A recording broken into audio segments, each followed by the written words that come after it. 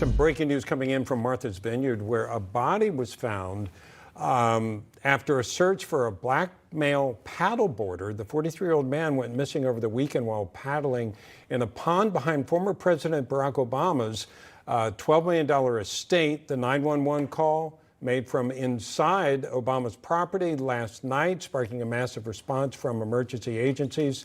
Those are the details we're giving you. We really don't know any more than that because that's all that's coming across at this point. Right. But we'll continue to follow that story as it develops, of course. Meanwhile, Democratic presidential candidate Robert F. Kennedy Jr. accuses journalists of trying to sandbag his campaign. In an interview on Sunday, he said, "The media has been hitting me harder than Trump," adding, "If I believe the stuff that's written about me in the papers and reported about me on the mainstream news sites, I would definitely not vote for me." That's funny.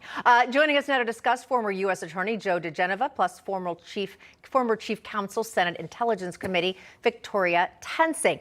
Victoria, I'm going to start with you. Great to have you both here. You know, the liberal establishment seems to be very, I'm going to use the word afraid of Robert Kennedy Jr., trying to do everything they can to silence him. Are you getting that sense? And if so, why do you think they're so afraid? Well, the Democrats will eat their own if it means that they'll retain power. Let me just say, sticks and stones may break my bones, but names will never hurt me. I'll tell you what hurts you. There's 2 impeachments and 2 indictments with more to come. And by the way, I agree with Mark Halpern that Jack Smith, given his unethical prosecutorial background, is not going to call in all these witnesses and have, may I add, so many leaks and not indict Donald Trump. Hey, Joe, I wanted to pass along something last week that was sent to somebody in my family, we'll just leave it at that, who thought they were reaching out to a Democrat, okay? And this is what's interesting. This is a Democrat talking about a Democrat, and they said, "I'm begging, can you sign the petition to ban Robert F. Kennedy Jr. from the ballot?" Now, That's an interesting thing because that is a Democrat, Joe. I mean, that's the way I'm reading this, trying to make sure this person is not a threat to Joe Biden. Well, why is anybody surprised by the kind of tactics that Democrats are using against their own? Because of the bizarre structure that they've set up with Joe Biden, obviously a not totally functioning president in the strictest terms, they'll do anything to stop anybody. I think what they've done to Robert Kennedy, however, like that at that hearing the other day, was bigoted. I thought it was rude. I thought it displayed a kind of arrogance by the Democratic members of the committee. But this is what the Democrats are interested in. They're interested in retaining power. And anybody who gets in the way of that, Robert Kennedy Jr., listen to this, they're going to try and destroy and smear. And I must say, I was really shocked at the language that the Democratic members used, particularly members of color, against Robert Kennedy. It was very disturbing. I thought he held up well, and I'm beginning to like him more every time I see him appear. Yeah, but I will say to him, get over it, because this is just name calling. Really, this is really serious business that has been put on Donald Trump.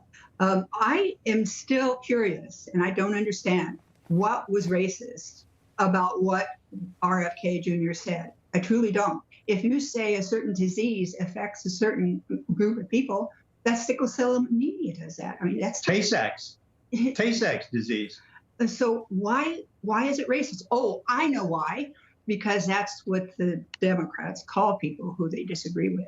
Excellent point there. We're talking about that echo chamber, of course. You can only use our words and follow our thoughts, or else we're definitely do everything we can to take you down. Seems like that's what's happening here. But let's talk about some of the numbers. In one recent poll, 1/3 of 2020 Biden supporters, voters rather, now support someone else or are undecided, 14%. Supporting RFK Jr., 5% Marianne Williamson, 13% undecided.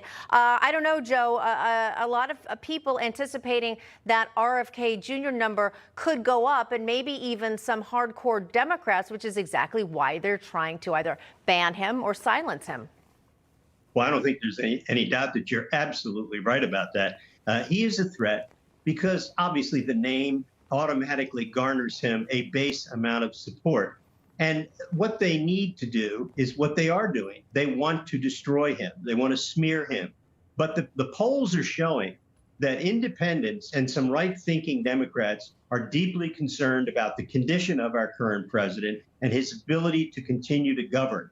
And that's where Kennedy walks in a very, very smart way, because even though he has this vocal impediment, which I really feel sorry for him about because it really hurts him getting his message out, he still is able to communicate in a very interesting and forceful way. And he manages to control his temper much more than I would be able to do. So true. But I have to, so true. He always seems cool. Yeah, he is. And I have to agree with Victoria, though. I mean, I don't think he really believes that he's being treated worse than Trump. Nobody in the world could ever be treated worse than Donald Trump has been treated. But I give RFK Jr. credit for trying to take that mantle. All right. Yes, a unique mantle it is. Joe diGenova, Victoria Toensing, thanks so much for being with us. You know, Thank you.